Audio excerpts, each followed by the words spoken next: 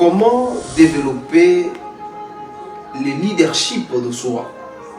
En fait, la thématique du leadership, c'est une thématique qui est vraiment exploitée dans le monde par des grands conférenciers, dans des grands forums. C'est normal, parce que tout le monde veut devenir grand, réussir sa vie, diriger un groupe, une société, une grande entreprise. C'est la nature humaine.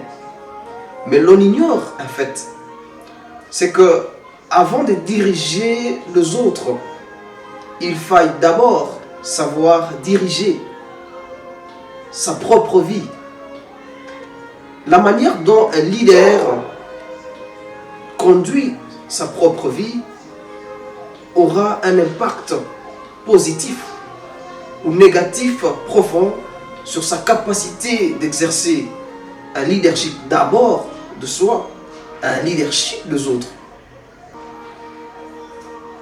Écoutez, avant de vous faire passer pour un donneur de leçons, un donneur d'ordre, rassurez-vous d'être d'abord capable de le respecter vous-même.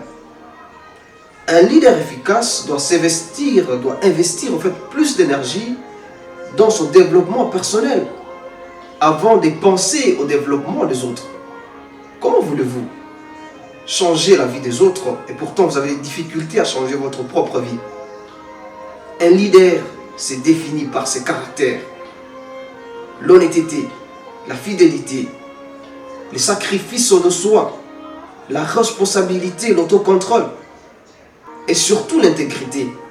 Parce que l'intégrité, c'est montrer extérieurement ce que vous prétendez être intérieurement.